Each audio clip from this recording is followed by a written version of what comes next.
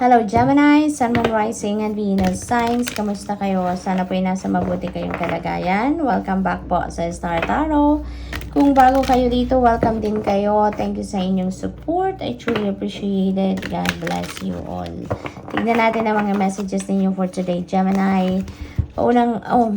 This is for the week, no? This is for the week.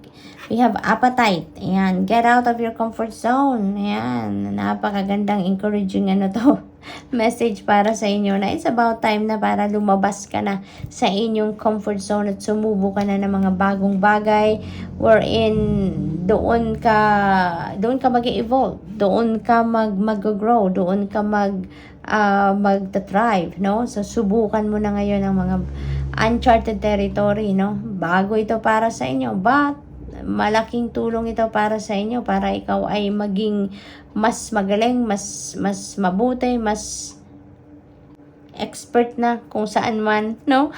na larangan. So makakatulong yan para ikaw ay mag-grow as a person, no? So, what else? We have Celestite. Ayan, soothe your soul. Ayan, kailangan mo din dito mag-self-care, no? Mag-self-care, mag-self-love. Yun din ang bigyan ninyo ng espasyo sa sarili ninyo. Okay? You need that.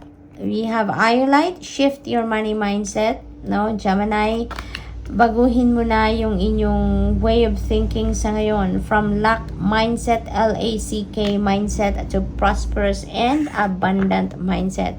Kasi maaaring meron ditong mga blessings na parating, pangkaperahang biyaya. Pero siguro hindi makapasok yan, hindi mangyari. Dahil kayo, negative siguro ang nasa isip ninyo, no?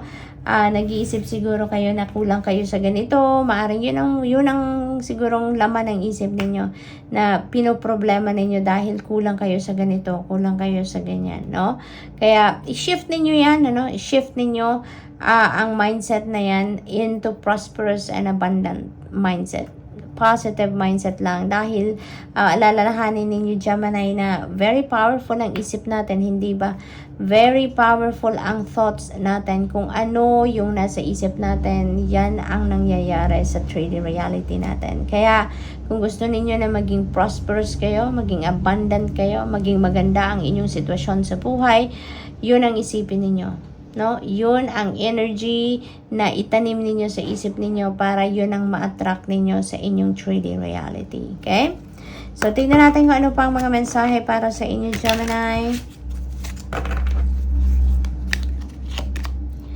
Establish priorities. Ayan. So, ano nga ba ang inyong mga priorities? Ano nga ba ang mas importante sa inyo sa ngayon?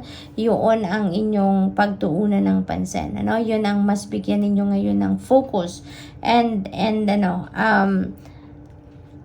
panahon. Gawin ninyo sa ngayon, no? Yun ang bigyan ninyo ng oras. Move forward. Ayan. So, parang ang na-pick up ko agad dito, may travel sa inyo dito, Gemini. May biyahe kayong gagawin dito, no? This could be malayo, no? This could be a travel by air. Yun ang napipick up ko dito. And maaring relocation ito, Gemini. Maaring relocation. Maaring maglilipat kayo ng bahay, maglilipat kayo ng trabaho, place of residence, mga ganon.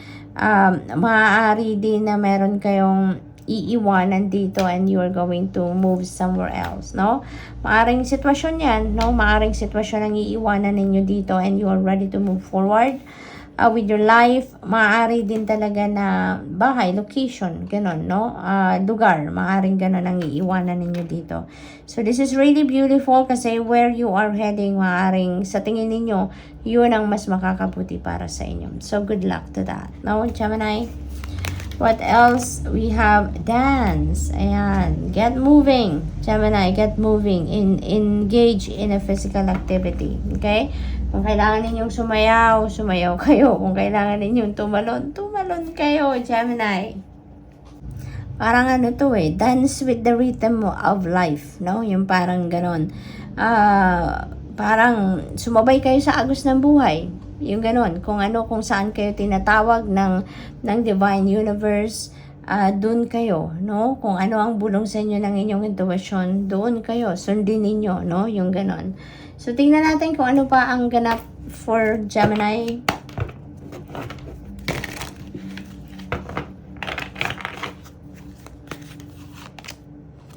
We have Queen of Swords. Ayan, clarity. You're getting the clarity that you need sa ngayon. Maring yung itong priorities na to, before you establish or before you'd be able to establish that priorities, maaring kailangan na ninyo talaga na pag-isipan mabuti, and you will get the clarity that you need dito. You will get the direction, no? Magkakaroon kayo dito ng makikita ninyo dito, should I say, ang clear direction kung ano nga dapat ang gagawin ninyo, ano ang mga dapat na unahin ninyo, no? So, yan ang napipick up ko dyan. We have 5 of Cups. Ayan, this is, sadness, no? Meron lungkot na nararamdaman dito ang iba sa inyo dito. Maaring ito yung sitwasyon na kung saan iiwanan ninyo. Kasi meron din tayong move forward, hindi ba? So, this could be the situation that you are moving away from, no?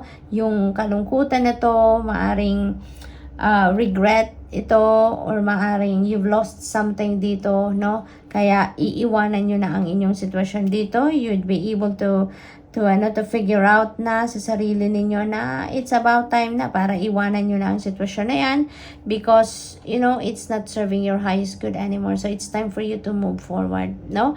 Kung ano man tong mga pinanghihinayangan ninyo, kung ano man yung mga siguro hindi nangyari, hindi nag-come to fruition, hindi dumating, or nawala sa inyo, maaaring marirealize din ninyo na it's not good anymore na mag-dwell on ka pa doon, kasi in the first place wala naman nga sa iyo yun, hindi naman nangyari, hindi naman dumating.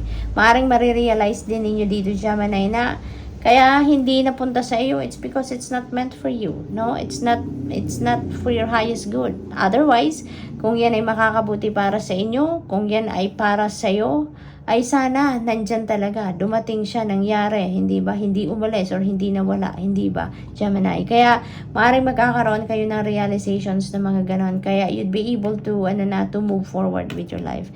Magde-decide na kayo, malilinawan na din ang inyong isipan na tama na, no? Hindi yan para sa'yo, hindi yan for your best interest, kaya it's time to move forward and focus with your life, focus with what you have right now, anong mga blessings na meron ka, ano ang mga blessings na parating, no? Yung ganon. So, good luck, no, Gemini. Naging positibo ang takbo ng isip ninyo dito, so that is really beautiful. We have Lover's energy. Yan. So, this is about love, no? Love and romantic relationships.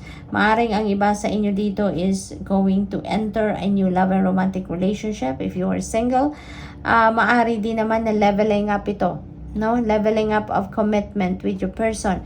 Maaring meron dito mag-aasawa na, magpapakasal, mga ganon, no? Ang iba sa inyo dito, maari din na decision making din ito, no? Decision making nagagawin kayo that is linked naman dyan sa inyong relationship din, no? So, yung ganon. So, good luck, Gemini. That's all I have for you for the week. Thank you for watching. Love and light. Namaste.